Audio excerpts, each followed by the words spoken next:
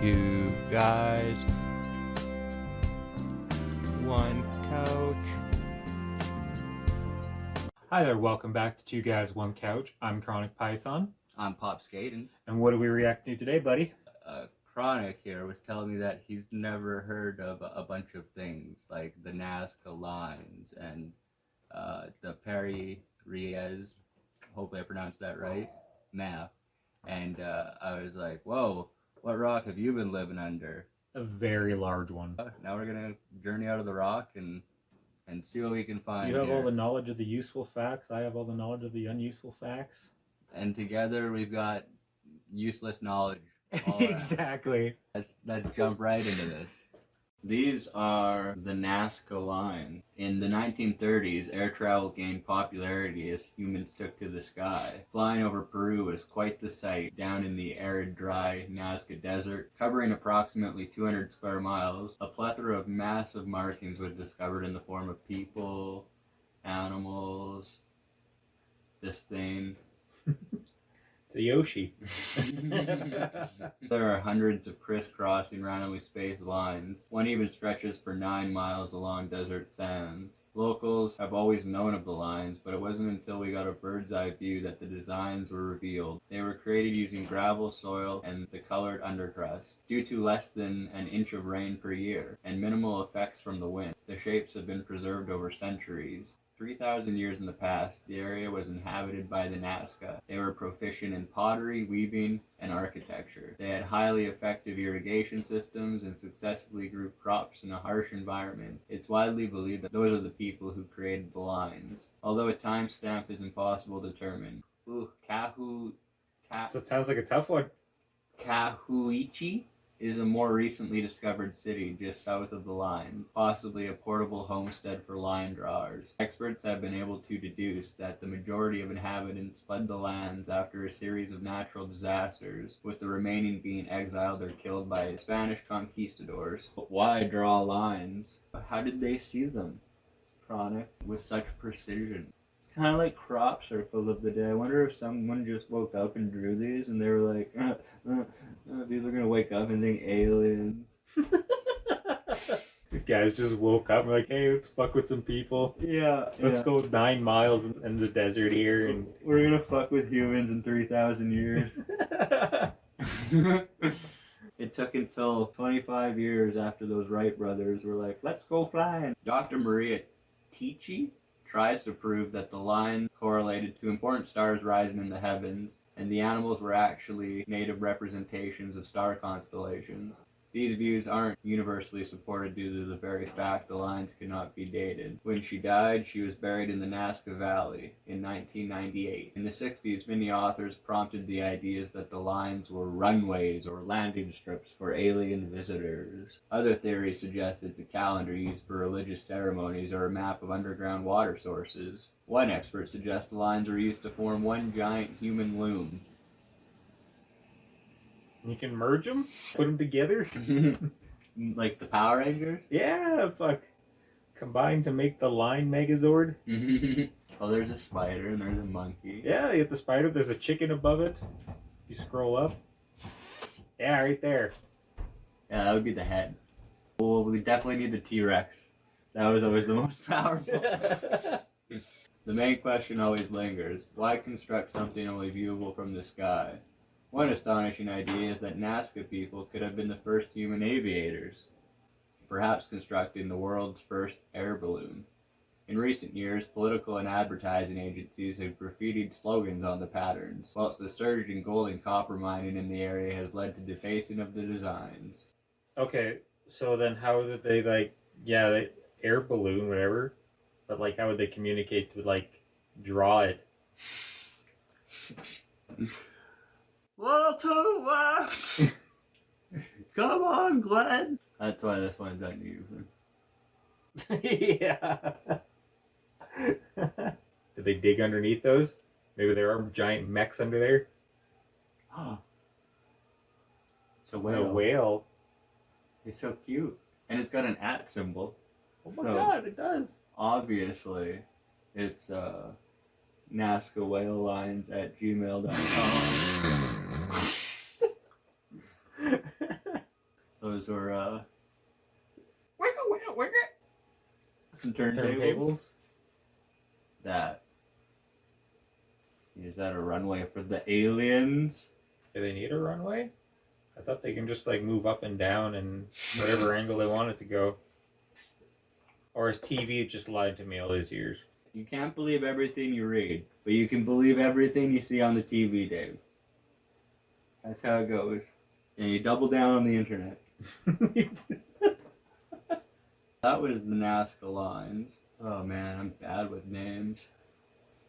The Piri Reis map. Okay. This is a very detailed map. Yeah, I can see a boat there. Look, there's another boat there. What would that be, like Australia maybe? I'm not a cartographer.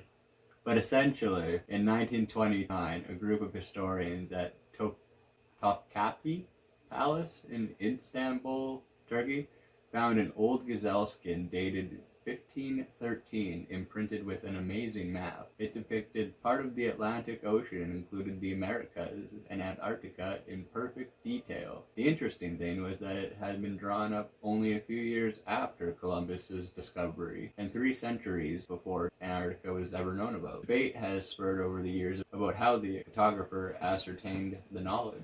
Was it advanced civilizations? Aliens? Aliens, man. Aliens.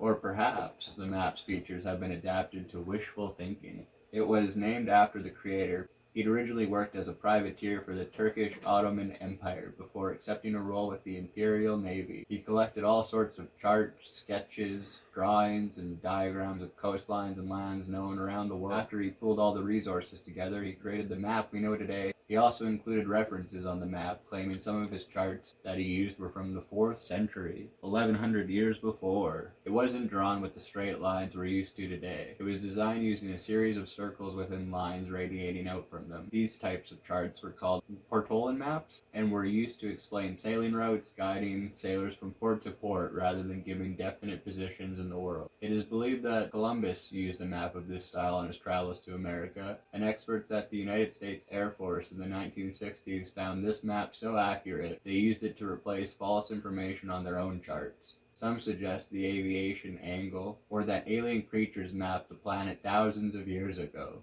Its most fascinating aspect is the accuracy of Antarctica, which wouldn't be officially discovered until 1818, and the actual land only being mapped in 1949 by a combined British and Scandinavian project that used modern equipment to see the land mile-deep ice. The theory put forth to compensate that is some advanced lost technology was able to accurately record the details before it was covered in ice. Most experts agree that Antarctica was ice-free no later than 6,000 years ago, although others believe ice has covered the region for hundreds of thousands of years. Many cartography experts agree and claim these maps are more in the eye of the beholder. Many maps of this time included imaginary continents in the South Atlantic. Still, some other information seems too accurate. The Falkland Islands are placed quite accurately despite not being officially discovered until 1592. And the unknown Andreas mountain range was included on the map of America. Greenland was shown as 3 separate islands, a fact only discovered this century. But the debate continues. What do you think? Aliens. Aliens? Aliens. You're stuck on aliens? I'm stuck on aliens. You're like, I don't cartograph either. Nah, no, I don't. Unless it's in Minecraft. And then I just have to add pieces of paper. Oh my god, right? That's so simple. And you just walk around. And it does it for you. Like, why can't we have maps like that? I know. Come on. Have you heard of No. the Dead Sea Scrolls? Is it like the Elder Scrolls? I've never played that game. I don't know how you haven't, man. It's like been on 10 years now.